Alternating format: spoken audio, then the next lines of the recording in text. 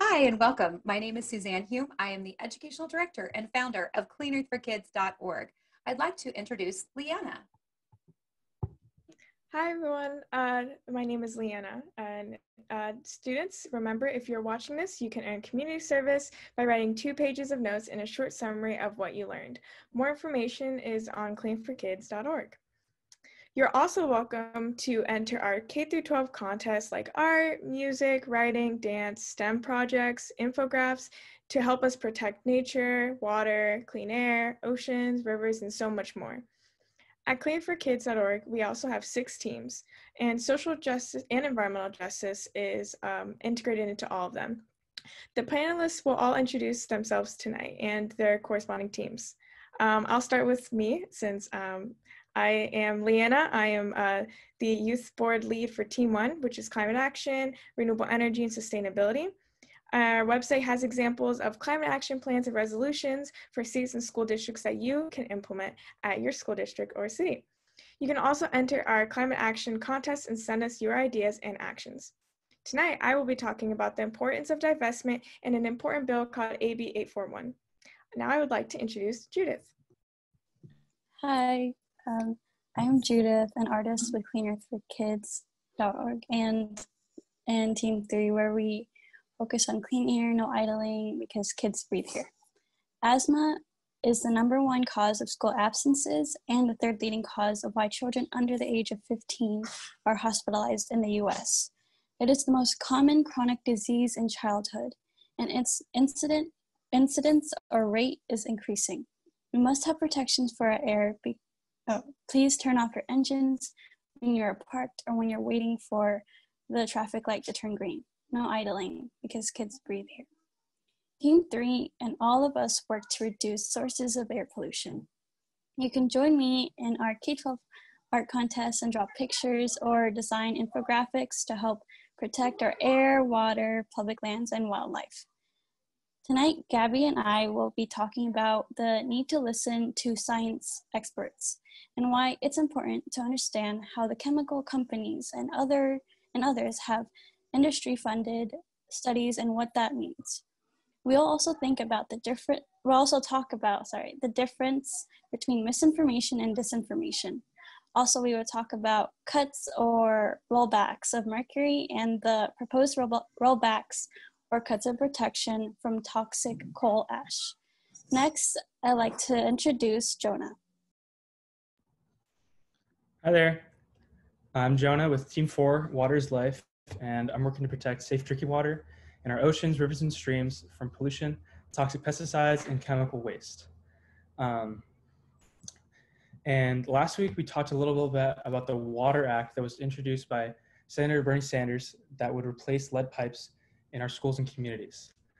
Lead is a neurotoxin that's been found in pipes all across the United States, and it's super harmful to children's brains. There's really no safe level of lead, as stated by various expert organizations who deal with children's health. And it's really important that we do our best to support this act because lead is poisonous and it's poisoning our kids. So, sorry, I lost my spot. And now I'd like to talk a little bit about the petition that we have that's going to support this act, replacing lead pipes all across the United States and bringing safe drinking water to our kids. Thanks so much for Sydney Pitcher, who made a video talking about lead pipes and drinking water, and for Gabby as well for your video. Now, my main topic tonight is actually kind of unrelated to what I usually do, is talking about water, and it's talking about bees and the importance of saving these integral animals, pollinators, because they're just so important. And to start off, I like to give some background on why it's so important to protect these insects, because they're the most successful pollinators in the world, mainly due to the fact that they're not only highly intelligent, but that they're something called foraging generalists, meaning that they're not picky at all as to which plants that they go visit and pollinate, which is pretty rare. Most pollinators only do 1 or 2 plants They're highly specific. Honeybees will do anything, which makes it very beneficial to plants. They spread their seed and are able to germinate a lot more. They've also developed a fascinating way of maximizing their pollinating potential called the dance of the honeybee. And bees dance in a special pattern to communicate to their fellow bees about the location of like a particularly tasty bunch of flowers or like a pool of nectar or something like that. And that's just such an incredible adaptation. So these animals are incredibly smart and efficient when it comes to pollinating. And pollination is so essential, not only for the health of ecosystems, but also humans. We depend on pollination for our food. Over 75% of the leading types of global food crops rely on some extent of pollination. Nearly all almonds, apples, blueberries, and tons of other crops. And it's also essential for the production of things like medicines, biofuels, construction materials like logs and timber. So bees are just so important in creating so many things that we depend on every single day. But unfortunately, bees really need our help because they're dying off at an unbelievable rate. And that the main cause of that is pesticide use, namely a specific new type of pesticides called neonicotinoids, or neonics for short. And they're the most widely used pesticides on the entire planet. They're also neurotoxins, toxic to honeybees and other types of pollinator insects like butterflies and moths. And some pesticide companies have justified using these pesticides in small volumes because they say that it doesn't affect them as much or whatever. But even though it may not kill bees, it still harms their reproduction, their immune functions, and their navigation. This summer, last year actually, from April 2019 to April 2020, 43.7% of managed honeybee colonies in the United States were lost, which is just a staggering number. Millions and millions and millions of bees lost. And this trend is called colony collapse disorder, or CCD. And that's because of the use of these neonicotinoids pesticides. Now, many areas of the United States essentially lack wild bees altogether. They don't exist anymore here. That includes California. This lack of pollinators due to colony collapse disorder has caused significant issues in agriculture because farmers desperately need pollinators for the health of their crops. Therefore, modern beekeeping has adapted into like a full-time job where beekeepers carry around these massive trucks, flatbed trucks, full of crates of bees. And they drive them thousands of miles, traveling to different types of crops. However, even though this is an adaptation that has arisen because of the loss of bees, it could actually be further contributing to their decline. Because when bees are being forced into these environments where there's only one type of crop, for instance, say an almond farmer hires a beekeeper, those bees are only exposed to almond crops. And a recent study found that a bee's immune system, that negatively impacts a bee's immune system to only be feeding on one type of plant. Further, neonicotinoids are harmful to humans in that they may cause endocrine disruption, they're carcinogens, they're neurotoxins, they could cause reproductive harm and respiratory irritation. And because of the impact that these pesticides have on humans and bees, these pesticides have been banned by dozens of countries, including the entire European Union in 2018. So based on the science and the opinions of what other countries have done, it's fairly clear that something needs to be done in the United States to stop these pesticides from being used and save our pollinators. So this Saturday, August 15th, is National Honeybee Day. And I hope that something that I've said in regards to bees has hopefully inspired you to make a difference and help protect pollinators. And one thing you can do is sign various petitions that we have on cleanearthforkids.org that help ban dangerous pesticides that harm both bees and humans. Now I'd like to introduce Gabby, who's going to discuss the Protect Americans' Children from Toxic Pesticides Act, put forward by Senator Tom Udall from New Mexico, which bans not only neonicotinoids, but also organophosphates, another very harmful type of pesticide. Thank you. Thank you, Jenna. So hi, everybody. I'm Gabby with Team 5, which is Stop Toxic Chemicals and Pesticides. And I like to take pictures and create videos, and I'm head of media. And you guys can go check out our YouTube channel. We post a lot, and it'd be great information for you guys to see.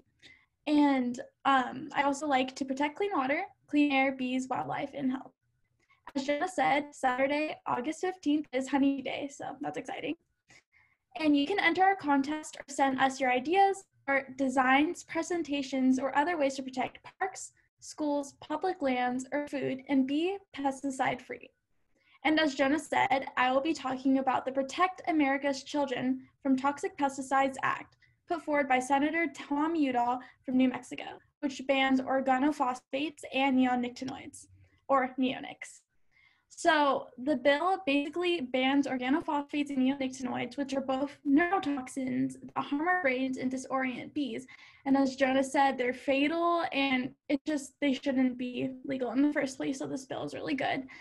And it also bans paraquat, which is a chemical herbicide that is highly toxic and is used all over the world. And a sip of it can actually be lethal. Also closes loopholes, and it suspends and reviews pesticides deemed unsafe by Canada and the European Union. It also prohibits the use of old pesticides that are banned, and labels are now in English and Spanish. So if you guys want to check out petitions and sign one for Tom Udall's bill, you guys can go and check that out. Thank you so much, Gabby. Hi, everyone. My name is Neem, and I work with Team 5 Pesticides and Team 6 for Plastics and Zero Waste. I'd really like to reinforce tonight that we really must stop the use of toxic chemicals and pesticides that are killing our bees. 1 in every 3 bites of food that we eat exists because of a pollinator. And luckily, as I said, we must reduce our carbon as well. Healthy soils contain microbes. They absorb carbon. We have algae that absorbs the carbon from the atmosphere, which decomposes and releases carbon into the soil. A specific type of fungi, AM fungi, stores that carbon and provide it to plants through their roots. And our soils are not healthy when we use these toxic chemicals that they kill the microbes in the soil, and plants and crops thrive in healthy soils and ecosystems. We also have to further protect our food, water, workers, and children. This really affects everyone.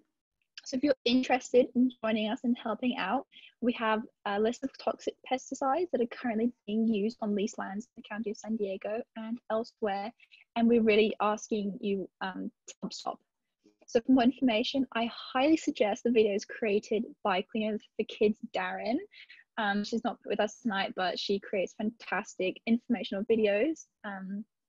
And this information that she discusses connects the information that we're learning today and the curriculum under the NGSS, also known as the Next Generation Science Standards. And with that, I would like to introduce Jillian. Hi, thank you so much, Neem. I'm Jillian. I work with Team 5. If you've ever had a really good idea but felt like you didn't know where to go with it, there's a good possibility that you could write an editorial. And tonight I'm going to share some tips on how you write an editorial, as these are really powerful communication tools when you're trying to get your point across. So these come directly from the New York Times, specifically a short video that was released that teaches people how to write an editorial in 7 steps. Later, I can put the link to this video in the chat, and I will even share with you a little bit about an editorial that I'm currently working on. So the first one is to know a bottom line, to have a clear point. And essentially this means you have a thesis statement, which is important to any research paper that you work on. The second is to be concise. They recommend that you only write around 400 to 500 words. The next tip is more of an explanation. It tells you that there are 2 types of editorials, one in which you simply state that you have a problem with something, and the other in which you state that there is a problem and that you have a solution to the problem. The next tip is to do your research. They emphasize that you make sure your research is correct to present a valid argument. If your research is not correct, unfortunately, people tend to not take you seriously. The next tip is to write clearly. It is a general rule that you write the same way you would a professional paper. The next one, and arguably the most important rule, is to have someone edit your essay, because the more people that you have look over your writing, the better chance that you will produce a compelling piece. Finally, unfortunately, you should be prepared to have a reaction from people, especially with some of the stuff that we work on, which can be a little controversial. Expect a response from somebody. And with that, Leanna is going to share some information on the 100 rollbacks or cuts that are currently happening right now. You may be inspired, hopefully, to take action and write an article or an editorial or even make a video about a rollback or a cut in a protection yourself. Thank you so much, Jillian.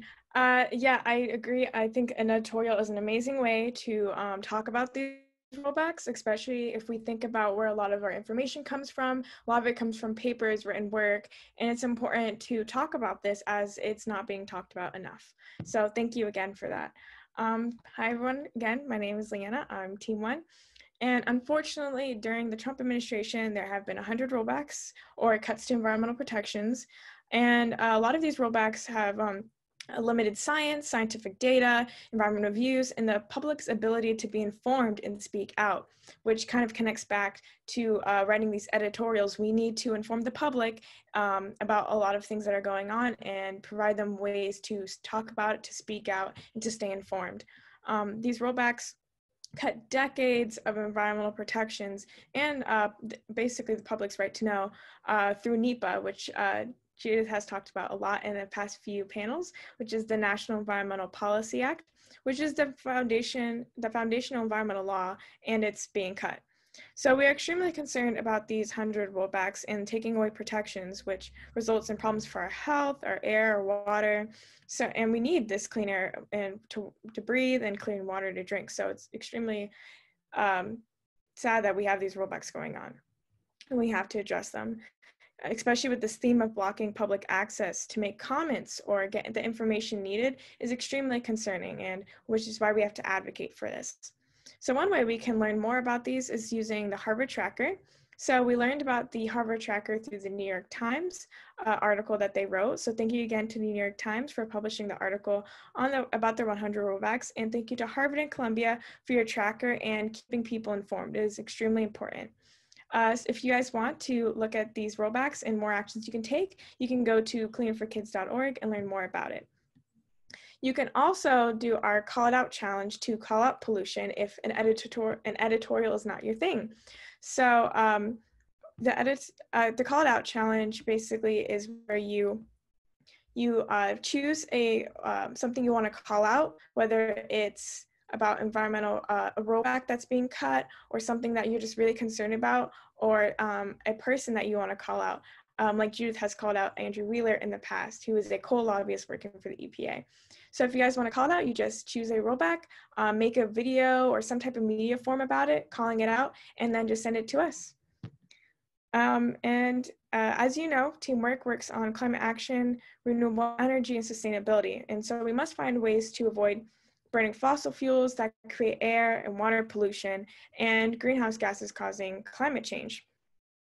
So this kind of brings up the topic of divestment. So did you know that at least 5,600 companies in the fossil fuel industry have $3 billion or more in coronavirus aid from the US federal government?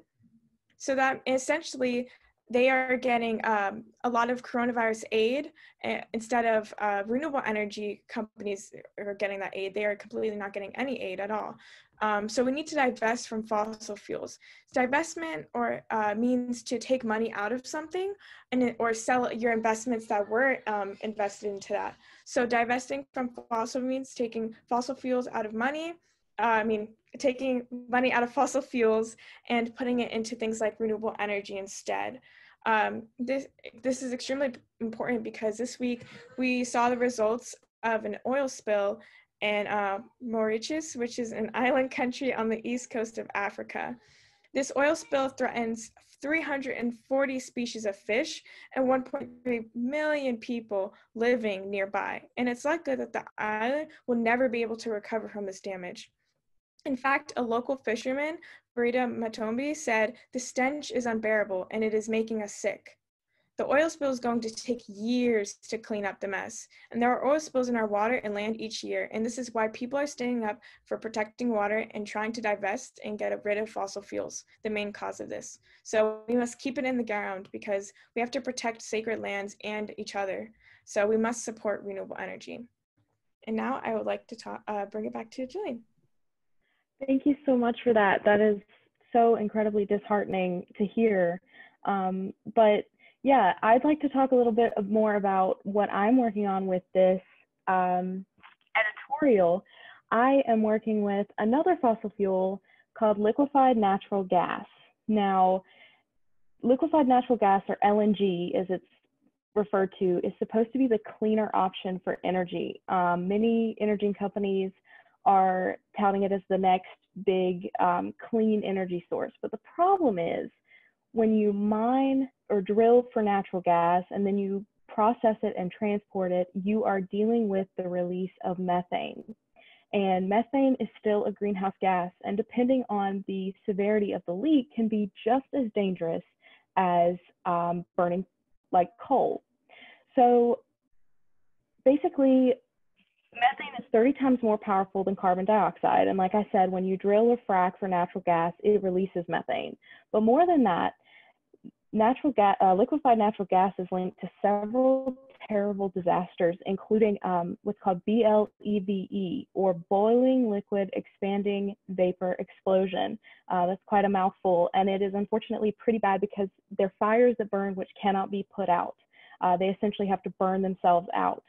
They are also linked to what's called cryogenic burns, because LNG has to be kept frozen essentially, and can be very hazardous for people that work on it. So I am writing an editorial currently which addresses the rollback, which would allow the transport of LNG via train. Now, this is not a good idea because, like we've said, it's not clean like renewable energy sources. It's linked to terrible disasters, and it is disruptive through both to both the environment in the way of like water supplies and food supplies, but also the pipelines which carry some of these natural gases disrupt religious sites of Native American tribes throughout the United States and Canada. I am not going to read my editorial just yet, but I will say that I am working on the rough draft using the steps that were provided by the New York Times, and hopefully I'll be able to share it with everyone within the coming weeks, hopefully next week. Leanna?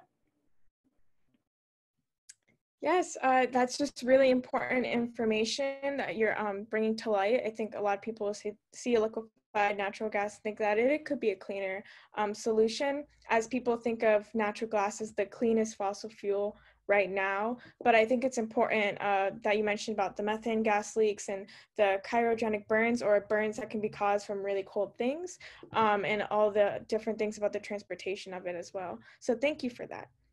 I look forward to reading your editorial. Judith, so I just want to say, just thank you so much for all the art that you create for Clean for Kids and the information. Art can be a great way of evoking emotions, and that's really important when we talk about all these really difficult topics and heartbreaking topics sometimes. So I just want to say thank you for your art and everything you do for Clean for Kids, as well as congratulate you again as the staff attorney at Harvard Law School. Shouted you out on Twitter for sharing a bunch of information. As you explained, that mercury is a neurotoxin and that's harmful to our brains, and it talked about the rollbacks or the kind of protections that are related to mercury, or MATS, mercury and air toxic standards that was cut, and so that was really devastating, as mercury is a neurotoxin that's harmful to our brains. So with this information, Judith, I'd like to ask you why MATS is harmful, but first, could you tell us why coal ash is harmful? Yes, thank you, Leanna. Okay, so coal ash is the toxic remains of burning coal at power plants. Coal ash is incredibly dangerous. According to the EPA, Environmental Protection Agency, hundreds of coal plants produce about 140 million tons of coal ash every year. That is equivalent to 280 billion pounds. They are found wherever coal plants are or used to be. Coal ash is harmful because it contains nearly a dozen toxic chemicals such as lead, arsenic, and mercury. When eaten or inhaled, coal ash can cause cancer, heart damage, lung disease, birth defects, and so much more. Within the 100 rollbacks that Leanna mentioned, there are about 5 rollbacks about coal ash. The New York Times article on the front page of our website, cleanearthforkids.org, has a list of these rollbacks. Unfortunately, under Andrew Wheeler, the EPA has weakened the coal ash rule. This rule banned storing coal ash in wetlands and earthquake-prone areas, but continued to allow them in high-risk flood zones. I'm sorry, it's really loud. So the EPA let leaking coal ash ponds stay open longer. And with those extended years, coal ash ponds that are supposed to stop receiving waste by 2021 can keep receiving sludge, or like a wet, like mud consistency described sludge, for 2 to 7 more years.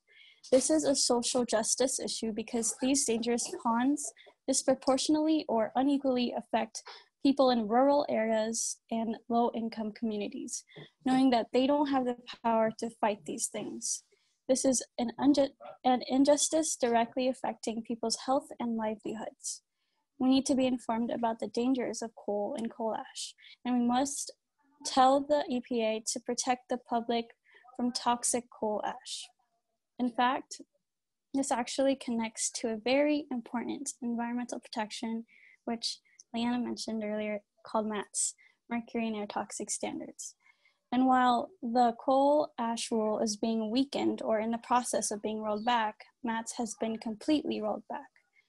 Coal plants release mercury, lead, sulfur dioxide, nitrogen dioxide, and carbon dioxide. This is linked to asthma attacks, heart problems, and other diseases. Mercury is dangerous because it can actually affect the developing brains of children, where exposure can actually lead to permanent neurological damage and loss of IQ. Without MATS, people will breathe in toxic air pollution from power plants, factories, busy highways, or airports. The purpose of MATS, environmental protection, was to protect children and communities from mercury and other air toxics coming from burning fossil fuels at power plants. We need MATS. Thank you so much, Judith. That's really important information that everyone needs to know. Last week you talked about RGGI, or the Regional Greenhouse Gas Initiative, and how this program actually created thousands of new jobs and improved public health. So could you please give us a little bit more? Yes, okay. Thank you. So yes, the Regional Greenhouse Gas Initiative, or RGGI, also can be called RGGI, aims to reduce toxic mercury, sulfur dioxide, and greenhouse gases. RGGI has created thousands of new jobs and improved public health. What's amazing is that 10 states in the Northeast started RGGI in 2009 to reduce power plant emissions.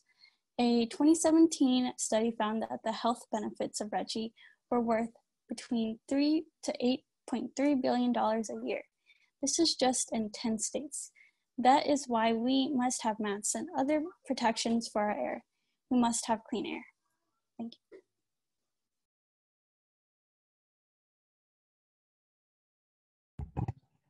Such important information. Thank you so much for calling it out. And I am so excited about editorials that we can, you guys can all write to the New York Times, and all of those important things that need to happen.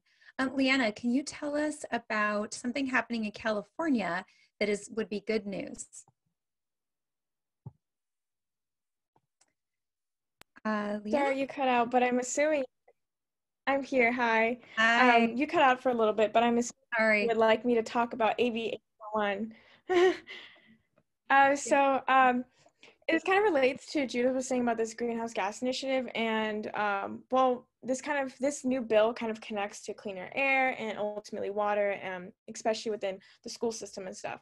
So California senators will soon vote on an important bill called AB 841, which is currently in commission, that promotes cleaner air and water in public schools, as well as reducing energy bills.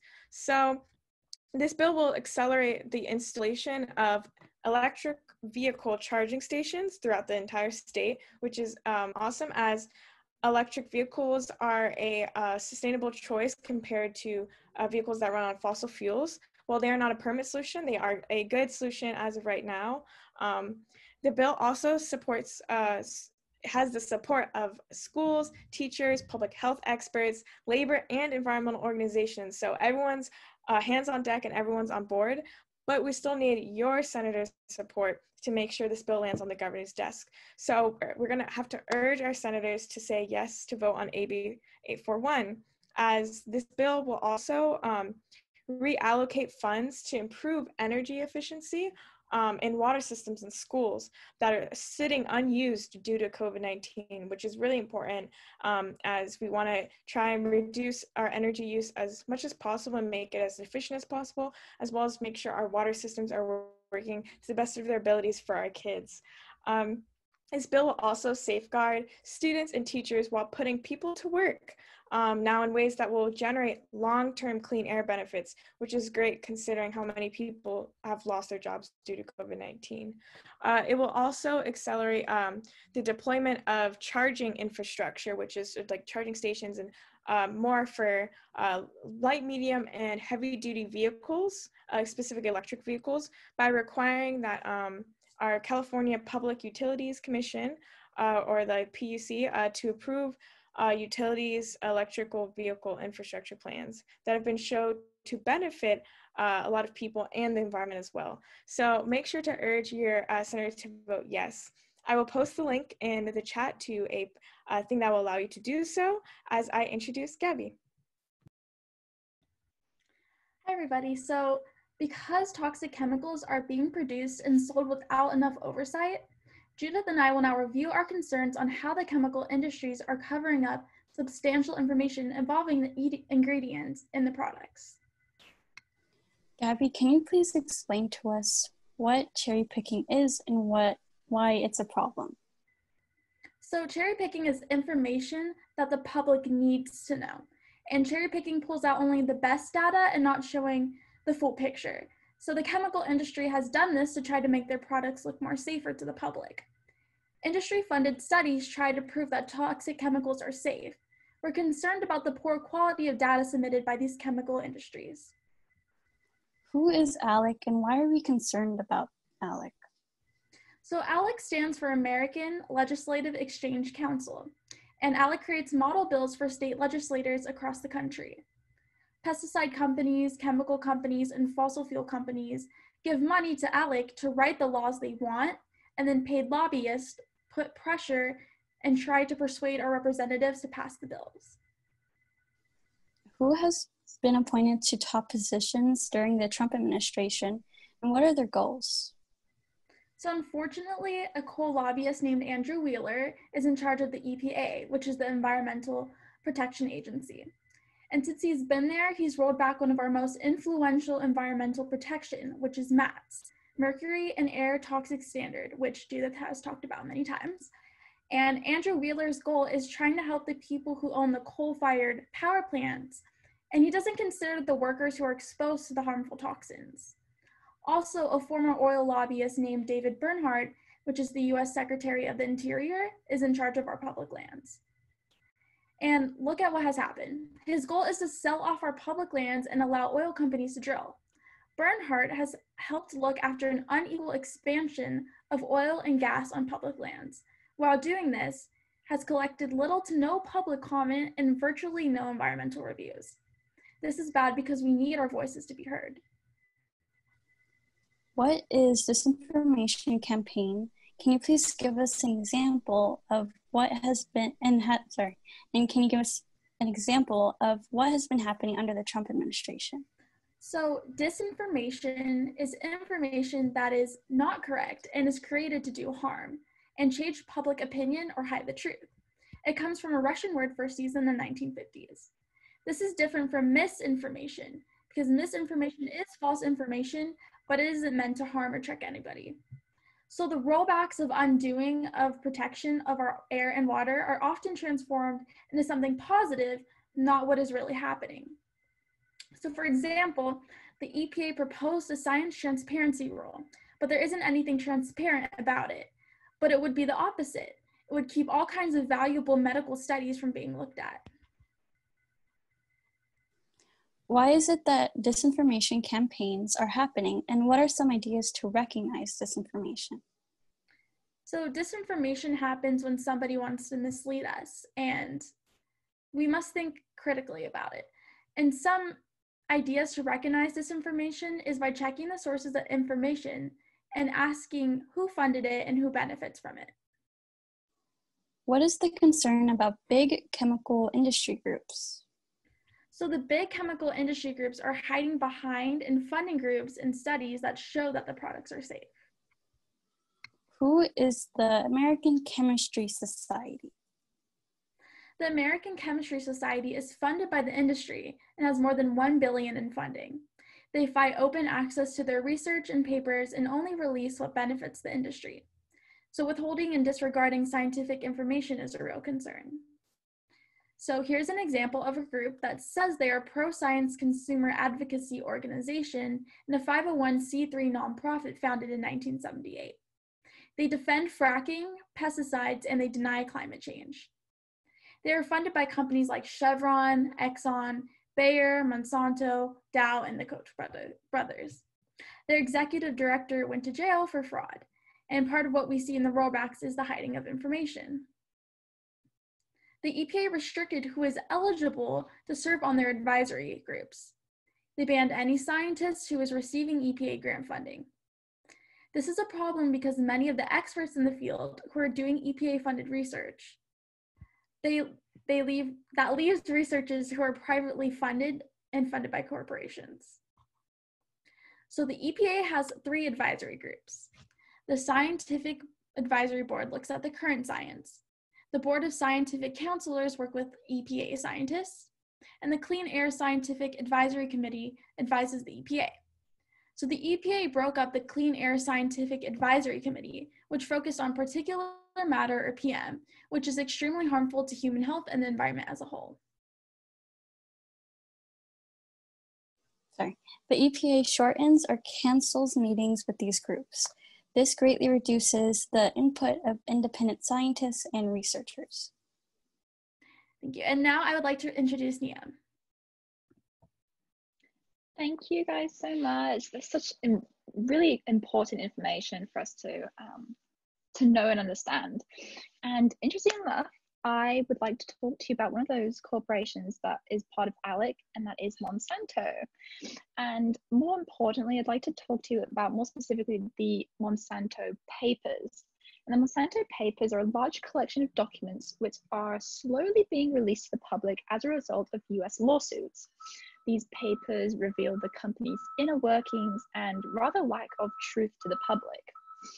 So for anyone who may not know Monsanto and who they are an agrochemical company which has since been acquired by Bayer. So for a bit of background information, Monsanto was founded in 1901 and first began to produce artificial sweetener saccharin. And then later on, in 1929, the company began to make PCBs, which are polychlorinated biphenyls. And PCBs are really complex chemicals proven to be dangerous for people and the environment, and eventually led to their ban in 1979 by the EPA. So during this time, Monsanto knew of the dangers and continued to manufacture them and make a profit. So in the 1940s, Monsanto began to manufacture toxic chemicals such as 2,4-D, which would eventually be used in Agent Orange. And Agent Orange was used in Vietnam and has been thought to kill millions of people.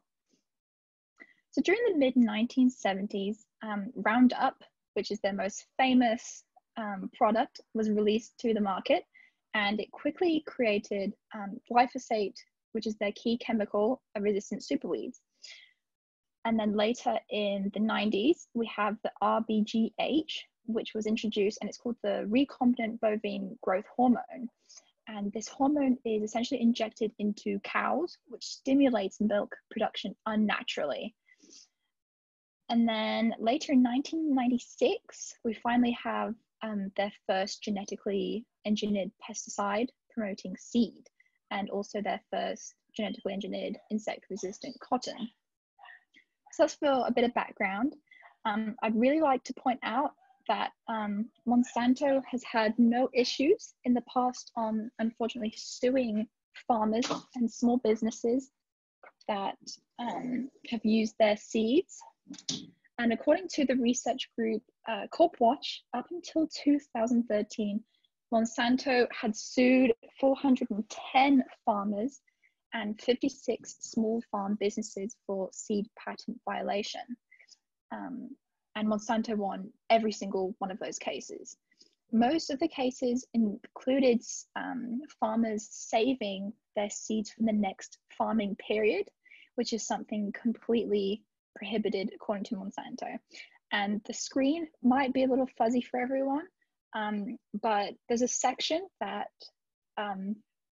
those who sign agreements to use the Monsanto seeds, and it says that they cannot share, they cannot save, they cannot do anything with these seeds. You plant them and then that's it. You have to continuously buy new seeds.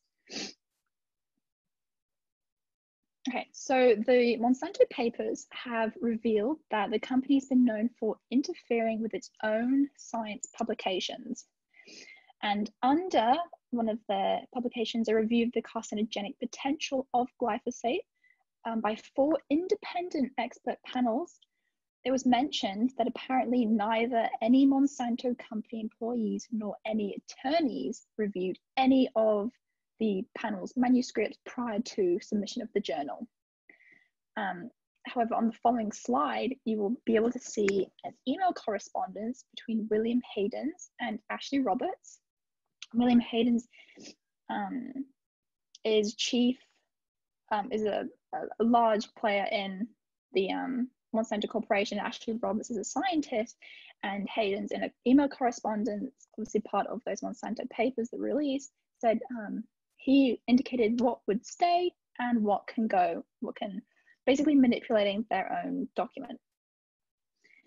In addition, Monsanto has stopped studies that have a potential to quote, blow Roundup risk evaluations. And according to one study regarding a dermal penetration of glyphosate, which is on the skin, and this study apparently the amount of penetration was greater than normal, than described. And on the right hand side, this is an email correspondence again, and essentially the study was completely stopped because there was the fear that these results would threaten publications. And then finally, I'd like to bring attention to the fact that Monsanto has ghostwritten a lot of documents and articles.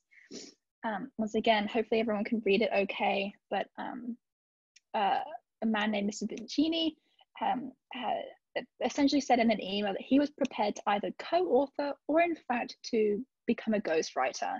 And ghostwriting, it threatens sound science. It misleads the public, and how is that fair? Why should we, as people who care about the environment, who care about our children, animals, everyone, we're being misled? And it's only for the fact that these papers that have come out because of court issues that we're finally realizing it. So it's just overall, it's really important to understand who big agrochemical companies such as Monsanto and those that are part of ALEC, like we've spoken, they're important. You know, tonight's panel discussion talks about youth taking action, and we have to have this knowledge to take that action. So with that, I'm really excited to switch gears and discuss next week's panel discussion, as we will be hosting Dr. Sarah Jean Royer, and she'll be talking about her discovery that plastics emit methane. We will also be talking about the story of plastics. If you have not seen it, please do. we will be emailing you information about how to see this movie for free.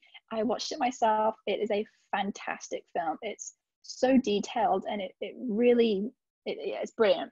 So if you're interested, please provide your email address in the chat unless we have it, and we can provide you with that information. So I would like to introduce Jillian, and she will share 7 tips on how to avoid plastics. Thank you so much, Neem. That's so much important information at one time. Really amazing work. So there was a list released by the U.S. Public Interest Research Group that detailed 7 ways where you can avoid plastics. The first one is to avoid buying foods that's in plastic containers. We often see this in like the produce section. Unfortunately, it is unavoidable sometimes. So when you get home, you should try and change them out into from a plastic container into a metal or glass container. Number 2, you should try and avoid plastic containers that are labeled 3, 6, and 7. These are the least recyclable. Not to mention, plastics labeled 3 usually contain phthalates, which are linked to health problems in humans at high doses. Plastic 6 have been found to contain styrene, which is a known carcinogen, and plastics labeled 7 contain what is most commonly known as BPA, or BP and then a letter behind it, and these are endocrine disruptors in humans. The third one is that, and this is especially important for parents with small children that place plastic toys in their mouth, you should try and swap out toys with safer wooden toys, because it reduces the likelihood that there will be leaching of chemicals from the plastic to people. The fourth is trying to replace vinyl products. These have also been found to contain phthalates, which are, again, really dangerous in high exposure.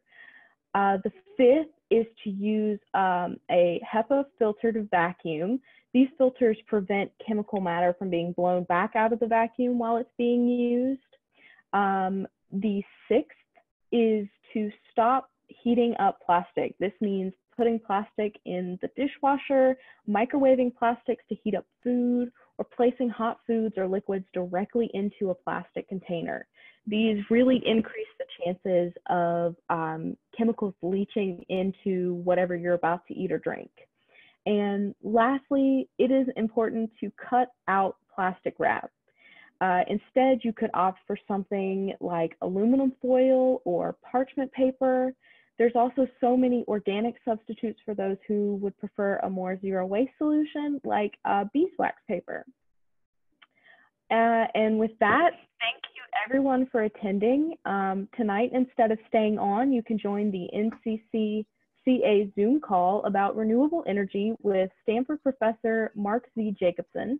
The Zoom link will be provided in the chat, and remember to check out the cleanearthforkids.org YouTube channel that Gabby and Darren have created and edited and put so much hard work into. Great. Thank you so much, everybody. All of your work is so amazing. So proud of you, all the important information that you're finding out.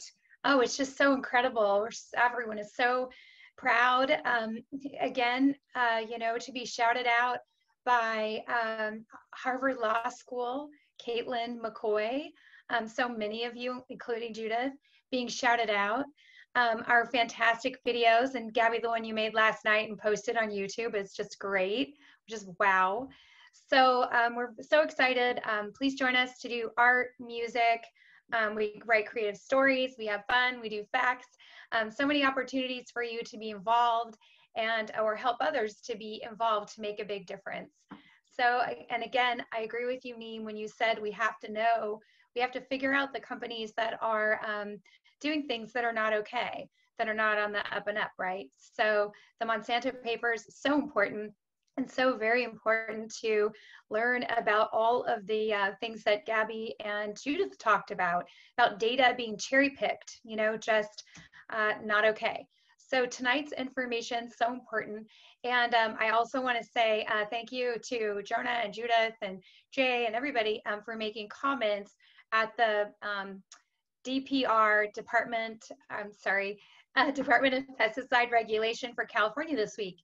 So we can really make a difference. So your letters make a difference. Your calls make a difference. They actually are listening. They said, thank you for submitting. So we'll have opportunities for you to submit some comments because we have to get this toxic stuff banned. You know, the bees, we can't have that. That's how we have our food, right? And so, and I was poisoned by pesticides, right? We got to ban this stuff, the neonicotinoids, the organophosphates. There's stuff used here in San Diego County that's banned in, 30 other countries. So we've got to get together and help everybody. I'm so excited for a video that I'm sure Gabby will do about the banning, the protecting children from these toxic pesticides. And again, so thank you so much for being on. Jillian, thank you for giving us the information, and Neem for next week for Dr. Sarah Jean Royer. So usually we stay on the call, but we can't do that this week because I got to hop over, and you can hop over as well, to, if you'd like, to North County Climate Change Alliance. Right now, Mark C. Jacobson, which is a hero to us, works at Stanford University, talks about black carbon and the effect of air pollution, and has done so many important things. He is the speaker. So of course we got to hop on, and of course we want to have him here with us. Next week also, hoping to hear a video clip from Sydney Pitcher, who is one of our favorite volunteers, of course, with so much good information, and hoping to hear very soon from Alicia and Elijah Rankin, and with NAACP, and they will be sharing their information that they're learning about animals and reasons to protect them. So we have some people that weren't with us tonight because they're studying or they have stuff going on with their families right now. So we want to extend our best wishes to them as they listen to this later. And so sorry about the technical difficulties, guys. The screen wasn't so clear. So what we'll do is we'll just put slides in over as your voices are there. So we'll fix it up before we post it. So again, thank you so much. And just, you guys, thanks so much for being there. Thank you, Debbie from NAACP, and all of the other great people who support us. Thanks for jumping on this call. So guys, do you have anything to add? Anybody have anything to add? No? Okay, they worked so hard. They're ready to go eat some dinner. Okay, all right, well, we're wishing the best for you guys. Thank you so much. Have a great night.